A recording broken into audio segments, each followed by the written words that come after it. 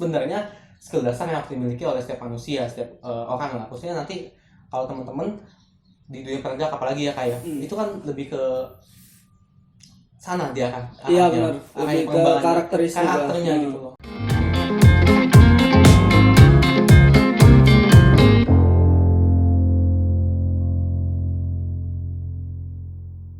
Assalamualaikum warahmatullahi wabarakatuh. Salam pramuka. Salam sejahtera bagi kita semua. Selamat pagi teman-teman semua. Kembali lagi di podcast kita. Udah lama kita nggak berjumpa. Udah beberapa hari.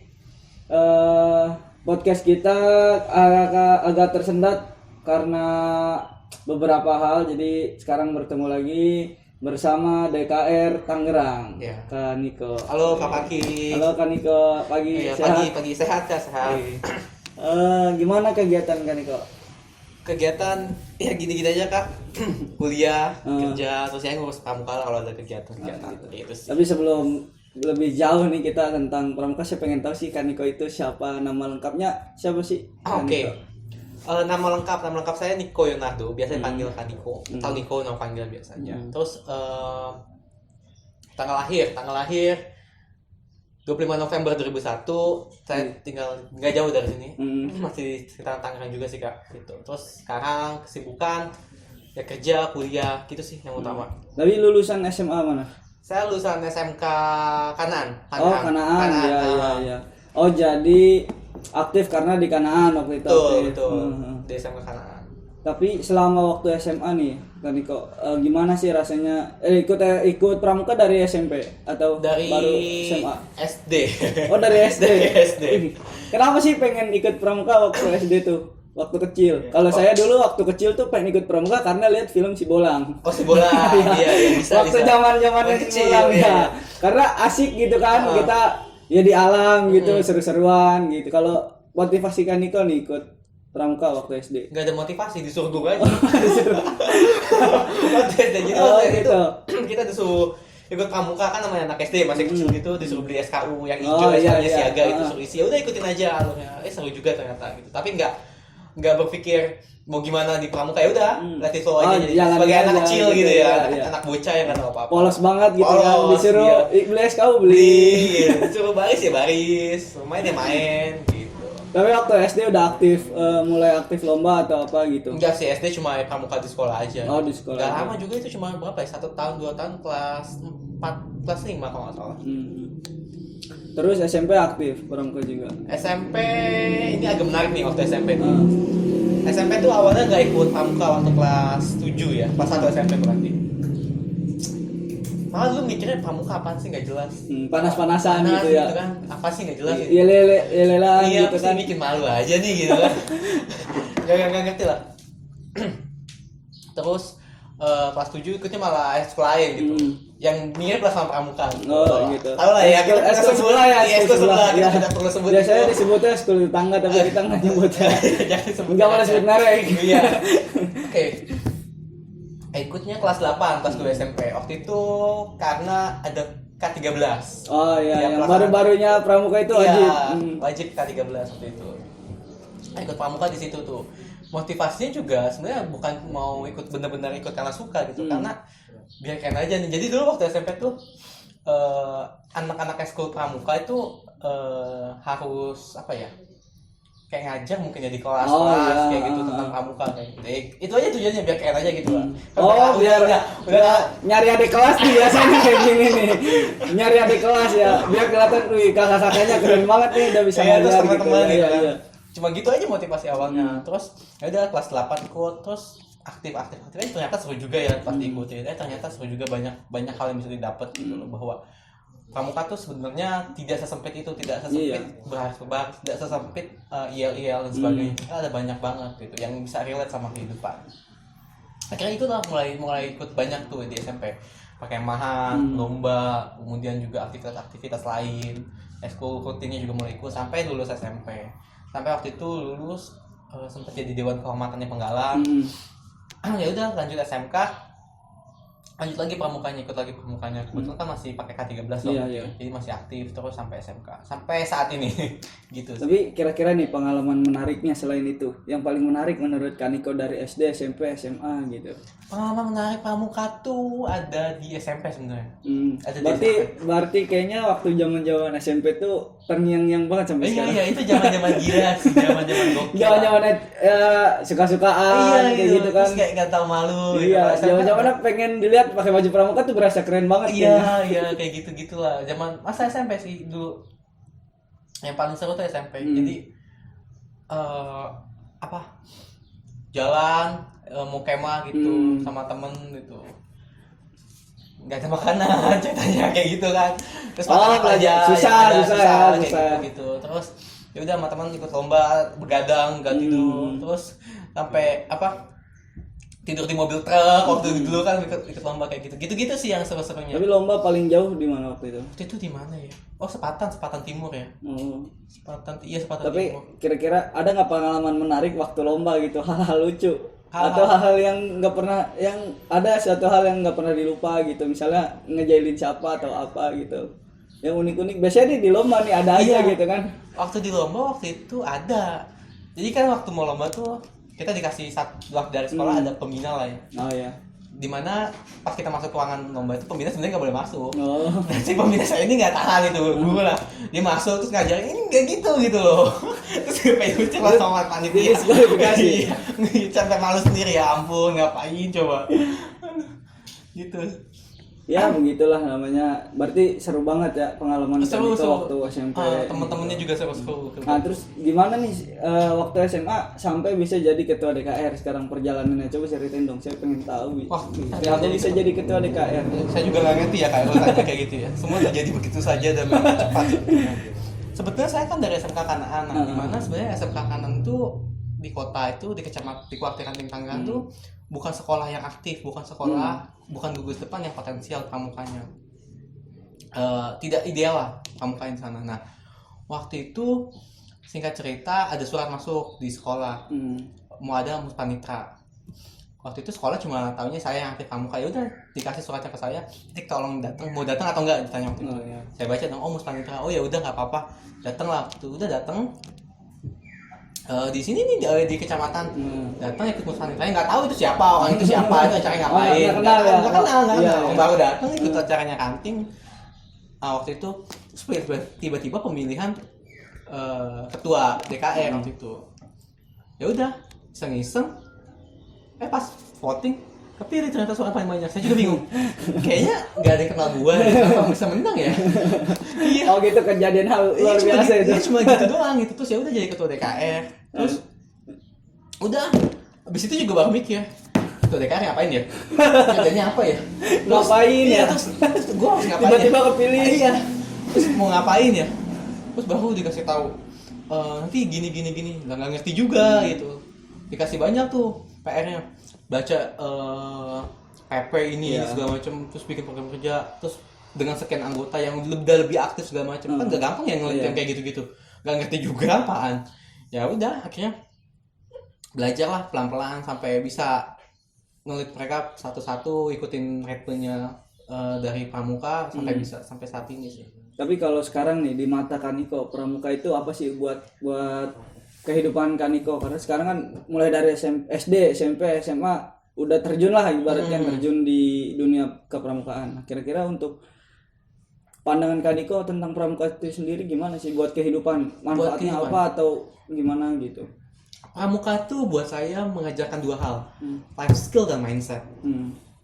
Kenapa life skill? Karena di pramuka ini paket komplit. Kalau lu beli makanan di restoran ini paket komplit nih gitu. Lu dapat apa? Lu dapat baris belajar, lu dapat P3K, lu dapat apa tali temali, keterampilan, survival segala macam. Banyak lah ya. Nah, life skill di mana itu penting gitu loh. Teman-teman anak muda khususnya saat ini mungkin nggak ngerti ya tentang gimana cara life skill sederhana deh kita sebut apa ya? Oh, bikin tali misalnya. Ini kan pelajaran penggalang sebetulnya. Dimana kalau dilihat sebenarnya remeh gitu, nggak penting. Sepele lah. Iya sepele. Tapi pernah ada satu kejadian, saya harus bawa barang banyak di motor. Nah itu baru kepake di situ tuh. Oh, Oh iya, iya. gue pernah belajar gitu. Cara ngikut tuh caranya kayak gini ya, gitu. biar gak gampang copot ya. Biar gampang copot itu sih, itu yang paling sederhana. Remeh gitu, remeh Iya. temeh life skill dasar yang sebenarnya kalau kita pikir nggak guna, nggak ada Iya. manfaatnya. Tapi sebenarnya Ada suatu saat nanti iya, lu bakal ketemu kejadian yang lu butuh itu. Iya, gitu. benar. Kedua adalah mindset, cara berpikir. Cara berpikir dalam arti kata kita memandang semua orang tuh ya udah sama aja gitu loh. Oh, iya, benar. Betul kan? Benar. Pramuka gitu. Dan kebersamaan yang penting, cinta tanah air segala macem. Menurut saya itu yang penting buat anak sekarang kayak gitu loh. Kan waktu itu sempat tuh, saya sempat video di TikTok anak-anak kecil sekarang nggak tahu lagu Indonesia Raya. Oh kayak iya, iklan. benar. Kan ada kayak gitu. Iya. Miris banget ya ngeliat kayak gitu. Saya juga miris banget. Sampai pahlawan aja Kartini tuh Iya, banyak anak-anak iya, kecil nggak yang tahu, nggak iya. tahu gitu ya kan, Iya. sampai presiden kita Iya. anak-anak zaman sekarang tuh nggak Pancasila tahu aja nggak ya. hafal gitu. Ini Iya bener banget. itu kan mindset yang harusnya dasar yang udah Iya. ditanami gitu loh. Makanya sekarang pramuka diwajibin tuh ya, karena mungkin itu Itu kali ya, kan. iya rasa-rasa itu, rasa-rasa cinta tanah air, rasa-rasa cara berpikir Iya, untuk kritis kayak gitu. Saya yang paling saya suka di pramuka tuh cara berpikirnya harus kritis sampai cepat sih. Karena misalkan kayak tadi gitu, di cerita Kema misalkan, oke kita nggak punya bahan makanan, kita nggak punya makanan, oke apa yang kita punya gitu. Yang kita Udah. punya rasa pede. Iya udah Minta. kayak gitu terus, atau kejadian lagi pas Kema masak makanannya gosong, nggak bisa dimakan, gimana caranya? Ya itu ya harus dimakan itu. Atau kita harus masak dengan keterbatasan alat gitu. Nggak kayak di rumah. Kalau di rumah kan gampang, ada rice cooker segala macam, masak nasi kayak gitu, ada microwave bisa panasin makanan. Iya. Kan kalau di perkemahan nggak bisa kayak gitu. Itu sih cara-cara berpikir cepat, cara-cara berpikir kritis yang harus sebenarnya skill dasar yang harus dimiliki oleh setiap manusia, setiap orang lah. Khususnya nanti kalau teman-teman di dunia penegak apalagi ya kayak itu kan lebih ke sana dia kan. Iya benar. Lebih ke karakternya gitu loh. Dan supaya nanti dia lulus SMA sebagai penegak bisa langsung terjun ke masyarakat. betul mempersiapkan orang untuk terjun ke masyarakat kan sebetulnya tujuan akhirnya seperti itu. Iya memang sih banyak apa ya life skill tuh yang ada di pramuka tuh memang benar. Kalau katakan Niko paket komplit komplit banget ya kan gitu. P3 kan kita diajarin. Teman-teman mau belajar apa ada semua Ada, gitu. mau apa. Ya kan semua profesi kita sudah ada yang kasih ya. Teman-teman mau jadi TNI ya kita ada Saka Wirakartika ya polisi kan? bisa. Iya. Bener banget paket komplit. Makanya teman-teman yang nggak ikut pramuka nyesel banget sih ya. Betul banget. Jangan sampai nyesal kemudian hari. Iya. Nah, ngomong-ngomongin pramuka nih yang tadi kan Niko bilang bahwa pramuka itu luas lah nggak sempit gitu ya kan. Karena kalau dari pandangan agama, sorry nih ya, kita bukan ngomongin yang kesana gitu.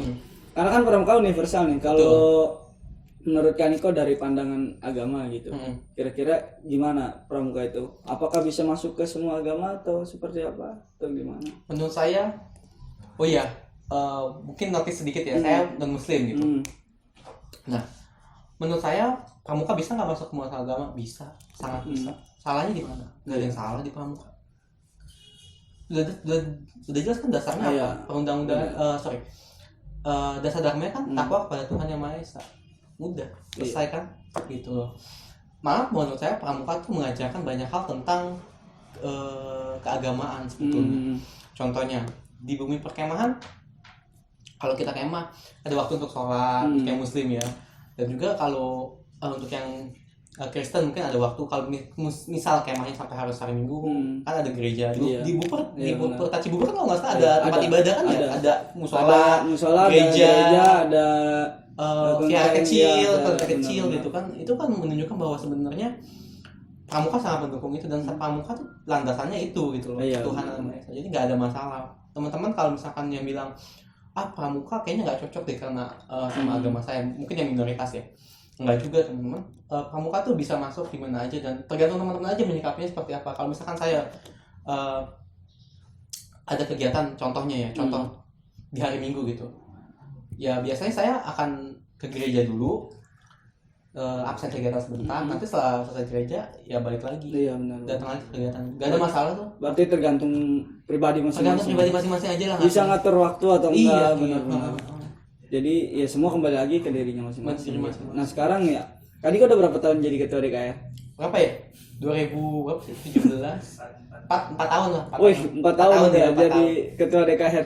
Selama 4 tahun nih, tantangan terbesar di tahun keberapa atau apa tantangan terbesarnya? Ada dua fase tantangan terberat itu. Yang pertama di fase 1 tahun pertama, 1-2, saya 1 tahun pertama, di mana cerita ya. Saat itu kondisinya saat itu kan anggotanya tidak ideal, dan arti kata anggotanya tidak aktif. Iya, jadi ada sebenarnya secara jumlah ada sekitar belasan orang, bahkan sampai 21 lah ada kayaknya waktu itu. Tapi sedikit yang aktif. Kan sulit ya kalau kayak gitu ya. Iya, kita bergerak juga jadi bingung. Iya, mau jalan nggak bisa gitu. Akhirnya cuma ada 3, 4, 5 orang yang aktif. Ya, saya harus memaksimalkan orang yang aktif kan, dan saya harus melakukan perubahan yang cepat gitu loh. Ya, akhirnya kita harus PAW waktu itu. PAW kita keluarkan anggota-anggota yang memang ya karena kesibukannya udah lulus sekolah, udah lulus kuliah, kerja dan sebagainya. Kita nggak bisa paksa orang juga kan. Ya udah, biarkanlah mereka berkarya di tempat lain. Kita cari memang anggota-anggota pramuka yang potensial untuk dibina gitu. Ya, kita PAW, dan itu tantangan pertama di tahun awal, di awal-awal. Yang kedua adalah meyakinkan, membangun keaktifan gudep sih, meyakinkan gugus depan, meyakinkan sekolah. Sulit waktu itu karena di Tangerang, di kecamatan Tangerang, di Ranti Tangerang sebenarnya secara jumlah sekolah SMA banyak ya. Iya, banyak banget, iya. Nah, tapi sulit nih mengatur mereka gitu, mengatur mereka sama kata membuat mereka aktif biar ideal gitu. Waktu itu kita punya saya merasa waktu itu seingat saya cuma ada beberapa gugus depan yang memang aktif gitu. Dan susah untuk meyakinkan membina yang tidak aktif kayak gitu loh. Sampai akhirnya mulai ada satu, termasuk SMK saya ya. SMK saya tuh gudep sakit lah dalam tanda kutip ya, gudep sakit yang harus disehatkan. Harus disehatkan. Iya, jadi harus disehatkan, satu diselamatkan. Harus ada pembinaan lah dari teman-teman DKR. Terus ada lagi satu lagi bisa dibina.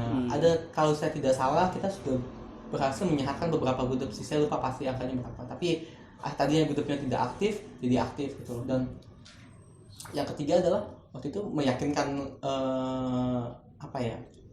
pembina, meyakinkan pembina sih yang sulit. Karena pertama ada tantangannya adalah saya orang baru di Tangerang, yang nggak pernah kenal saya, banyak yang kenal saya harus banyak ketemu orang waktu itu untuk meyakinkan mereka. Yang kedua adalah saya minoritas, di mana ada stereotip yang agak sulit, menyulitkan waktu itu. Jadi udah saya harus terjun ke mereka, harus ya sedikit berbau, akhirnya baru mereka bisa mungkin menerima lah ya hal itu sih yang sulit. Berarti berat banget ya selama 4 tahun itu perjalanannya. Ya lumayan lah ya, di awal-awal pasti berat sih karena kita harus bikin semuanya dari awal kan, kayak gitu. Nah terus yang kedua yang berat adalah sekarang nih, masa-masa pandemi kayak gini. Oh pasti itu, banyak temen-temen ya. Iya itu berat banget, dari 2020 kan ya kayak kemarin ya. Padahal 2019 kita baru bikin Raimunanya anting gitu loh. Itu padahal apinya lagi bagus tuh, maksudnya lagi semangatnya, lagi momennya lagi pas gitu loh. Tiba-tiba ada pandemi. Gitu. Terus pandemi lah di Maret. Ya udah kita nggak bisa ngapa-ngapain. Kita coba istilahnya ya kita sakit tapi biar nggak mati doang gitu. Iya benar. Di tahun lalu kita coba bikin kegiatan online, kita bikin webinar, terus kemudian kita bikin PAW lagi. Kita kan udah dilulus segala macam ya, coba kita PAW lagi. Maksudnya PAW itu juga untuk menjaring partisipasi gugus depan gitu. Kita mau tahu nih gugus depan mana aja sih sebenarnya yang masih aktif gitu. Cari potensi-potensi bagus ya. Terus selanjutnya adalah bikin webinar lagi, kegiatan lagi segala macam. Cuma itu aja yang bisa kita lakukan karena sekolah juga belum buka ya kayak. Terus kedua, ini sulit nih mengontrol gugus depan, berkomunikasi dengan gugus depan. Saat itu sekarang ini benar-benar sulit banget. Karena mereka nggak di sekolah juga. Di sekolah, kita nggak tahu mereka gimana. Benar. Cara ngundangnya juga bingung gitu loh. Saya punya kontak kayak misalnya peradanan beberapa sekolah. Pas ditanya mereka udah lulus. Terus ditanya lagi gimana pramuka sekolahnya, nggak tahu. Yang kontak kan di situ. Terus tanya ada beberapa pembina, pramukanya kan di tempat saya udah di offin, udah nggak aktif gitu loh, pandemi gitu.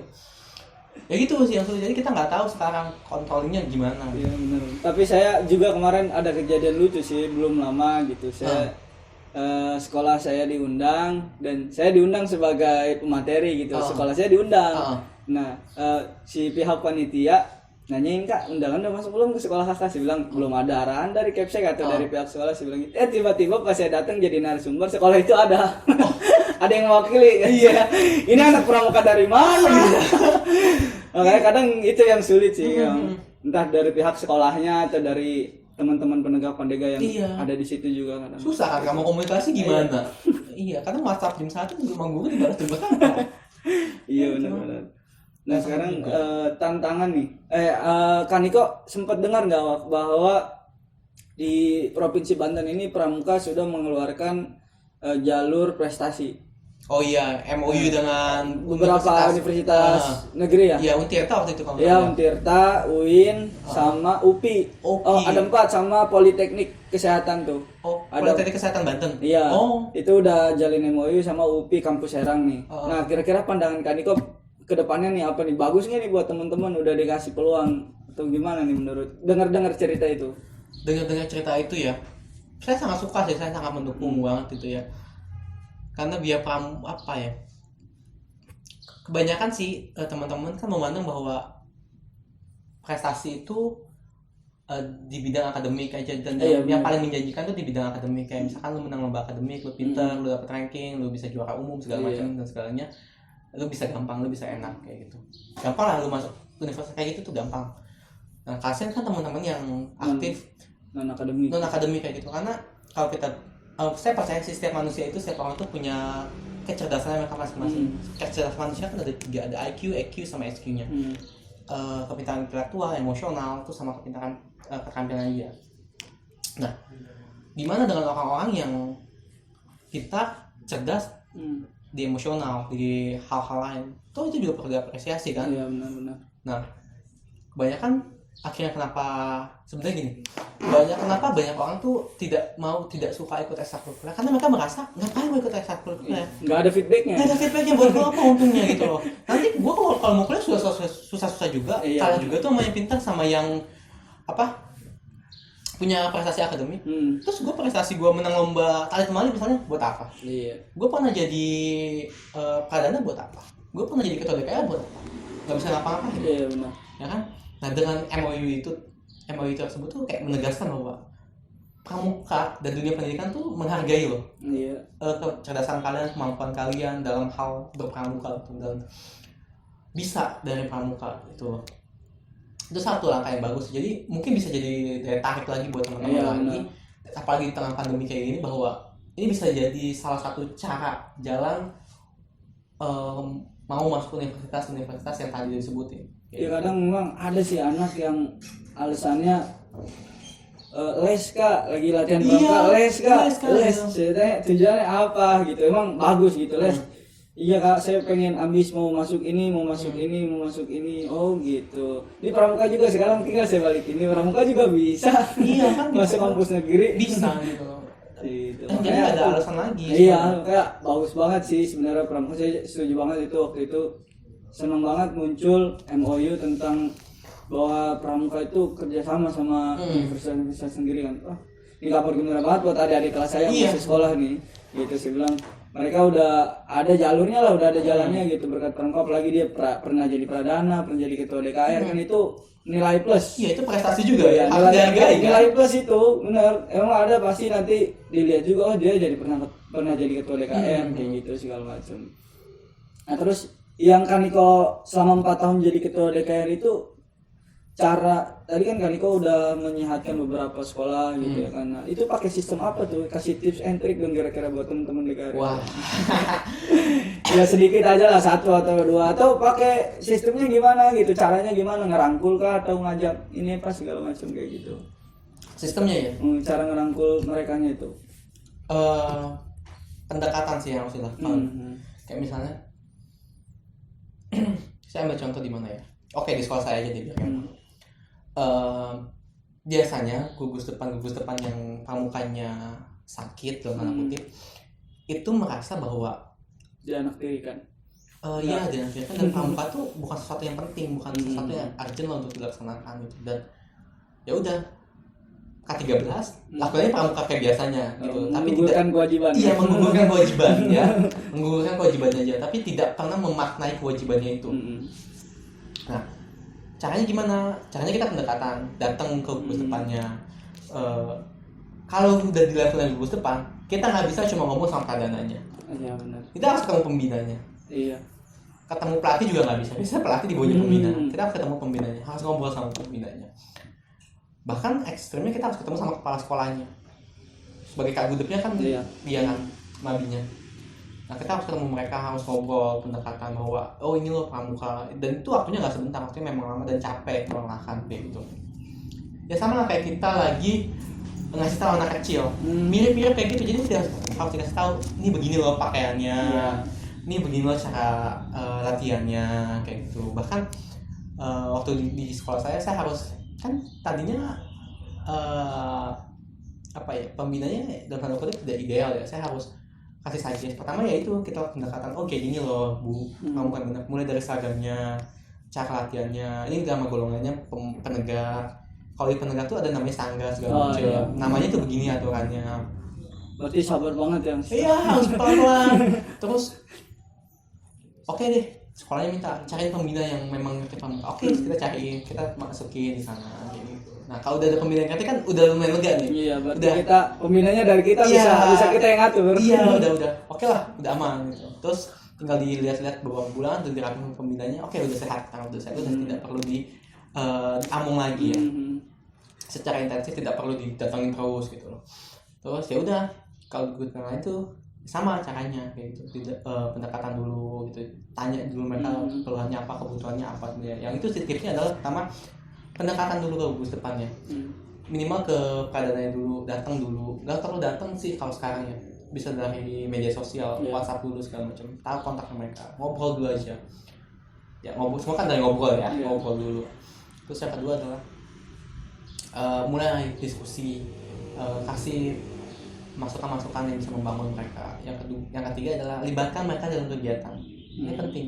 Iya, kenapa penting? Agar mereka merasa dihargai, agar mereka merasa terlibat. Merasa dianggap ada ya? Iya, dianggap ada. Itu penting karena benar. ketika orang sudah merasa dihargai, merasa dianggap ada, mereka pasti akan respon dengan baik. Mereka akan kasih feedback yang positif ke kita gitu.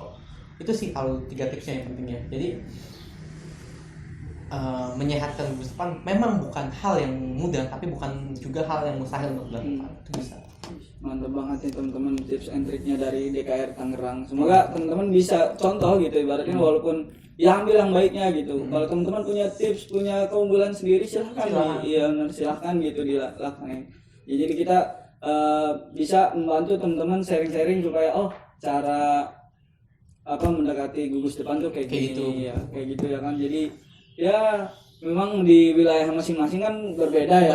Pasti beda. Di Tangerang walaupun banyak dan SMA-nya banyak juga yang negeri kan. Swasta banyak negeri. Banyak negeri, banyak swasta dan memang potensinya paling gede, paling besar. Itu kan potensinya gitu. Nah, berusaha teman-teman di Tangerang berusaha mengaktifkan potensi ini bagaimana yang di ujung sana. Iya, kan beda lagi sama yang di Benda. Iya, di Benda, lagi. Di Neglasari Itu beda. Di Ciledug dan di Karangtengah semua pasti beda kan gitu ya. Makanya teman-teman DKR yang sekarang ini kalau memang ada kesulitan atau bingung gitu buat mengembangkan di wilayahnya masing-masing, itu bisa sharing gitu sama teman-teman DKR. Kita bisa diskusi gitu. Sebenarnya kita teman-teman DKR itu sebenarnya udah ngasih wadah gitu. Kan fungsinya grup itu wadah gitu ya kan. Saya kalau memang teman-teman di DKR itu kesulitan untuk membina atau ngembangin di wilayahnya masing-masing, kita adakan kajian gitu maksud saya. Buat apa ada bidang kajian kepramukaan? Iya kan, buat apa ada bidang itu kajian berfungsi, itu bidang itu berfungsi. Iya kan, pada bingung kan ini bidang kajian ngapain ya? Kaji masalahnya yang ada di Kota Tangerang, kaji masalahnya ada di wilayah teman-teman masing-masing gitu. Ya kan, setelah dikaji cari solusinya apa. Kalau teman-teman masih bingung, ayolah tanya ke atasnya gitu. Misalnya teman-teman DKR atau Dewan Ambalan, tanya kalau Dewan Ambalan, tanya ke teman-teman DKR Kak, gimana sih cara aktifin ambalan? Kan bisa gitu kalau kita sering-sering. Kalau teman-teman DKR Kak, tanya ke DKC Kak, gimana sih Kak cara ngembangin di wilayah kita gitu. Kita punya potensi Kak kayak gini. Kan sayang kalau punya potensi banyak gak dimanfaatin. Iya. Gitu. Itu sayang, apalagi sekarang pramuka itu masanya banyak ya kan. Udah diwajibin. Wah, jangan sampai sayang gitu lah, pokoknya sayang banget kalau nggak digunain gitu. Kita tuh kalau nggak salah tuh Indonesia tuh yang paling banyak jumlah anggotanya ya di WOSM itu. Jumlah anggota pramuka paling banyak di dunia itu di Indonesia adanya. Emang udah diwajibin juga. Udah diwajibin gitu. Gimana udah gitu banyak sekarang yang udah kerjasama sama perguruan tinggi kan? Iya, nggak cuma IPB kan udah bisa. Nggak cuma perguruan tinggi itu banyak apa ya? kayak misalkan mau apa, mau belajar kesehatan kan ada banyak saka-saka. Iya kan? benar. Nggak- Udah dikasih wadah di Udah kasih pramuka bener. maunya apa, Kalau gitu. katakan itu paket komplit banget ini. Kenyang lo habis lo. Paket combo. Oh, iya, gila. Combo plus lah, mau apa juga ada gitu ya kan. Yang pertama life skillnya kita dapet, ya kan. Terus buat mindsetnya karakter yang penting. karena kan dia apalagi penegak pandai udah mau lulus kan, Iya. harus bisa terjun ke masyarakat. Betul. Ya nggak jauh lah beda sama abang kita kan tunas kelapa ya kan, harus bisa hidup di mana-mana. Iya. Pas bisa di mana-mana dan bisa berbeda yang penting. Benar. Menurut saya sih penting Harus berbeda. jadi percontohan sih kalau menurut Iya. saya gitu ya kan. Dilihatlah agak sedikit menonjol lah, Iya. lebih seenggaknya gitu ya kan. Betul. Kita aktif di pramuka, aktif di organisasi. Kalau kita nggak bisa membangun organisasi kita ya buat apa? Iya, betul. Nah, tapi saya menarik nih Kak. Saya boleh ya bahas sedikit tentang berbeda itu. Menurut saya penegak dan pandega itu adalah wadah yang dimana saatnya membentuk tadi karakter, mindset, lifestyle dan sebagainya itu di penegak Saya setuju pandega. banget sih itu. Kenapa? Kita ambil kata-kata penegak pandega itu adanya di mana? SMA, SMK, ya kan? Perguruan tinggi. Di mana biasanya kalau yang SMK lulus ada yang kerja, Iya. lulus kuliah terjun ke masyarakat, entah jadi apa, kerja, bikin usaha dan sebagainya. Nah, ini penting kenapa? Karena pramuka itu mengajarkan perbedaan dan menjadi berbeda di saat ini tuh penting. Contohnya gini, untuk bisa sukses atau bisa lebih dari masyarakat normal tuh caranya sebenarnya mudah aja sih, cuma jadi beda sedikit, beda aja, Iya benar. dikit beda aja lu beda gitu, jangan kayak kebanyakan, beda dikit aja. Udah pasti nonjol ya kan. Iya, bisa pasti nonjol. Kan orang kita umumnya kita akan notice, kita akan gampang ingat orang yang dua hal. Yang beda sama yang negatif. Nah, beda juga bisa macam-macam, bisa beda positif, bisa beda negatif. Contoh lah kalau kita dulu di sekolah, guru kan akan lebih gampang ingetin orang yang cewek, yang bawel, sama yang pintar. Iya benar. Kalau kita diam-diam aja, Iya benar. guru bisa lupa nama kita. Iya benar. Setuju. Kalau kelulusan Pak Salim, Ibu gitu nyapa. Oh ini saya tahu nih kamu yang bandel ya. Oh yang ini. Ya kan. Kalau kita biasa aja pas sekolah udah lulus. Kamu siapa? Kamu siapa? Kelas apa? Tapi kalau kita Iya, pernah bener. jadi ketua OSIS, Iya. pernah ikut pramuka, segala macam, orang akan notice, oh ini orang yang ini gitu. Nah sama sebetulnya di masyarakat juga seperti itu gitu loh. Kalau kita mau sukses, cukup berbeda sedikit aja gitu. Kalau di dalam dunia pekerjaan misalnya.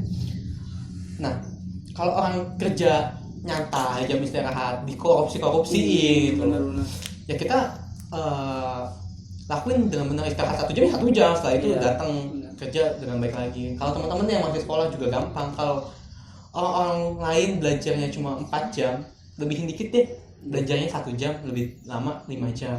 Benar. Kan kalau 1 jam ditambahin jumlah hari terus menerus kan, katakanlah hari sekolah tuh cuma sampai 20 hari, udah 20 jam dalam 1 bulan.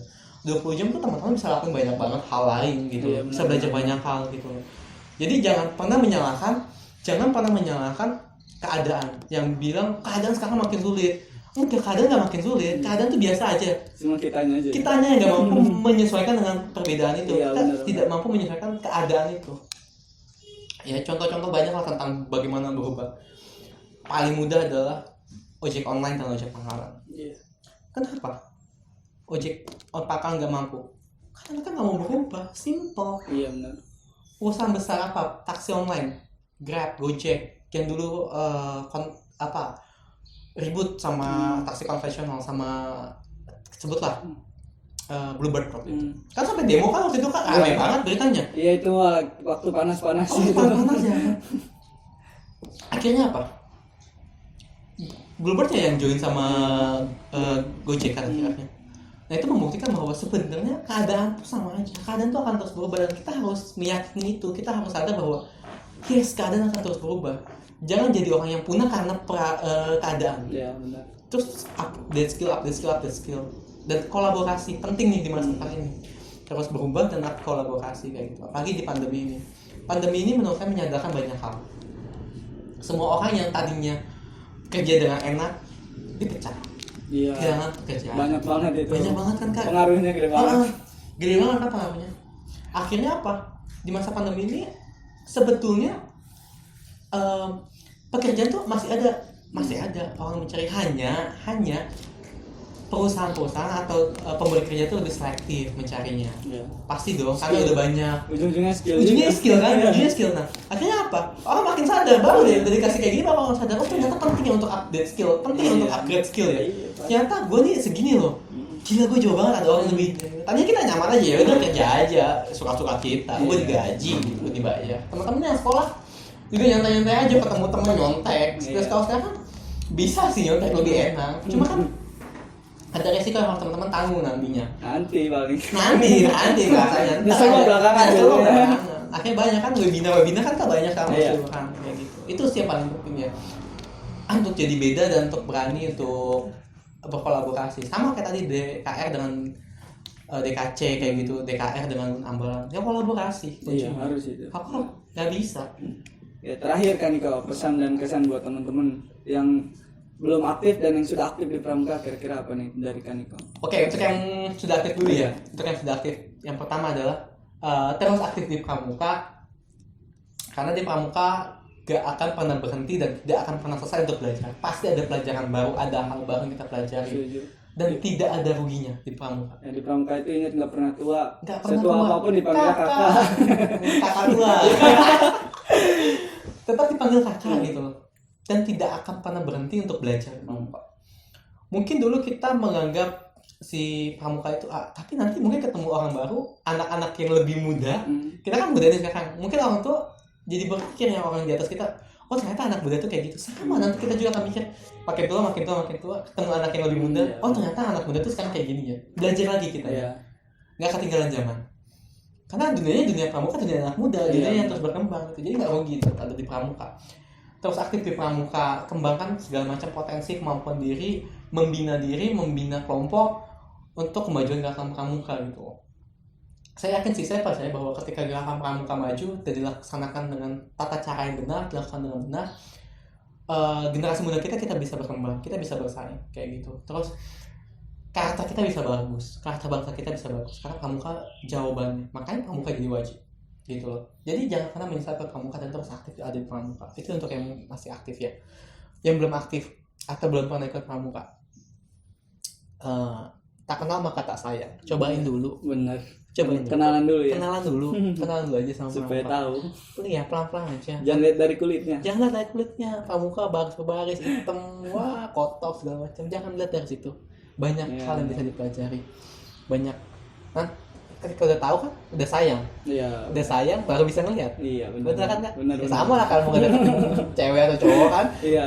kenalan dulu, Iya. baru tahu gitu. Masa belum kenal udah ngejudge nih? Misalkan saya lihat Kak Faki nih, wah Kak Faki tuh orangnya A, B, C, D yang negatif-negatif. Padahal nggak kenal, nggak tahu tuh siapa. Kenalan dulu.